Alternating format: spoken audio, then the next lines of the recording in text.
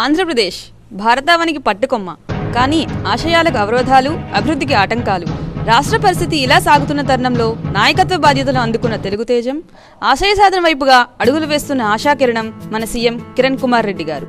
మల్లెల సౌరభాలు మలసంధ్యలో విరిబూసినట్లు ఈ భానుని వెలుగురేఖలు హైదరాబాద్ లో ఉదయించాయి. సెప్టెంబర్ 13, 1960లో శ్రీమతి సరోజమ్మ, ప్రముఖ రాజకీయవేత్త అయిన శ్రీ నల్లారి అమర్నాథ్ రెడ్డి గారి దంపతులకు ఈయన జన్మించారు. బేగంపేటలోని హైదరాబాద్ పబ్లిక్ స్కూల్లో విద్యాభ్యాసం చేసి ఇంటర్మీడియట్ చదువును సెయింట్ జోసెఫ్ కాలేజీలో పూర్తి చేసి బీకాం పట్టాను నిజాం కాలేజీలో పొందారు. తర్వాత ఉస్మానియా విశ్వవిద్యాలయం నుండి LLB డిగ్రీ పొందారు.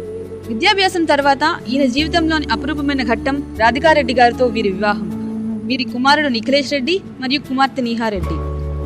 ఈయన జీవితంలో క్రీడల ప్రాధాన్యత కూడా ఎక్కువే. ఈయన ఒక విలక్షణమైన వికెట్ కీపర్ మరియు బ్యాట్స్మెన్. హైదరాబాద్ అండర్-22 క్రికెట్ జట్టుకు నాయకత్వ బాధ్యతలు కూడా నిర్వహించారు. తనను తాను రాహుల్ ద్రవిడ్తో పోల్చుకునే మన సీఎం గారిలోని నాయకత్వ లక్షణాలను ఆ రోజుల్లోనే పసిగట్టి తమ కాలేజీ ప్రెసిడెంట్గా ఎన్నుకున్నారు నిజాం కాలేజీ విద్యార్థులు. ఇదే ఆయన జీవితంలోని కీలక మలుపు, ఆయన రాజకీయ జీవితానికి నాంది. రాజకీయాల్లోకి అడుగుపెట్టిన మొదటిసారే వాయల్పాడు నియోజకవర్గం నుండి అసెంబ్లీ సభ్యునిగా ఎన్నుకోబడ్డారు. ఇప్పటి వరకు 4 సార్లు ఎమ్మెల్యేగా గెలిచారు. ఈయన నిర్వహణా శైలిలోని అంకితభావం, సునిశ్చిత పరిశీలనతో నిర్ణయాలు తీసుకునే నైజం ఆయన 2004 నుండి 2009 వరకు కాంగ్రెస్ పార్టీ సమన్వయకర్తగా మలిచాయి. 2009లో జరిగిన స్పీకర్ ఎన్నికల్లో ఏకగ్రీవంగా ఎన్నుకోబడి అందరి మన్ననలను పొందారు. క్రికెట్లో ఓపెనర్లు వెనువెంటనే వెనుదిరిగిన ఒత్తిడిలో మిడిల్ ఆర్డర్లో దిగి ఆ జట్టును విజయ తీరాలకు చేర్చడం ఎలానో, అలానే అనేక ఒడిదుడుకుల మధ్య, రాజకీయ అనిశ్చితుల మధ్య ప్రాంతీయతా భావాలు భగ్గుమంటున్న తరుణంలో మన ప్రీతం ముఖ్యమంత్రిగా ప్రమాణ స్వీకారం చేసి ఎన్నో సంక్షేమ కార్యక్రమాలను ఫలప్రదం చేయగలిగారు. తన పరిపాలనా చాతుర్యంతో విమర్శల వెల్లువకు అడ్డుకట్ట వేయగలిగారు. నాడు ఆయనది అదృష్టం అన్నవారే నేడు ఆయనే ఆదర్శం అంటున్నారు.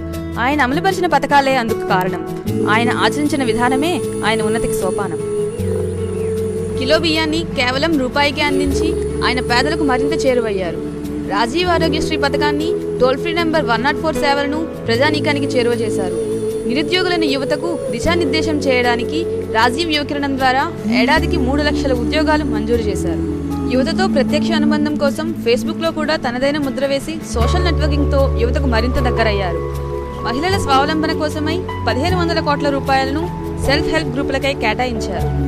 కేజీ బేసిన్లో గ్యాస్ ఉత్పాదన గురించి ప్రైమ్ మినిస్టర్తో చర్చించిన అనుభవశీలి. మీ సేవ అంటూ ఇంటర్నెట్ సేవలను ప్రజలకు మరింత చేరువ చేశారు. వ్యవసాయదారులకై నీటిపారుదల కోసం మహాత్మాగాంధీ కల్వకుర్తి నీటిపారుదల పథకంను ప్రారంభించారు. ఇందిరమ్మ బాట ద్వారా ప్రభుత్వ సంక్షేమ పథకాలు సామాన్య ప్రజానీకానికి ఎంతవరకు చేరువవుతున్నాయో స్వయంగా తానే పర్యవేక్షిస్తున్నారు. ఈ పథకాలన్నింటినీ సమన్వయ లోపరహితంగా అమలు చేయగల ఓర్పు, కూర్పు, నేర్పు ఆయన సొంతం. ఈయన పల్లె ప్రజల జీవితాలకు పున్నమి వెలుగై, పట్టణాల అభివృద్ధికి పట్టుకొమ్మై, నవయుగ నిర్మాణానికి వారధి కడుతున్న రాజకీయ కృషివరుడు.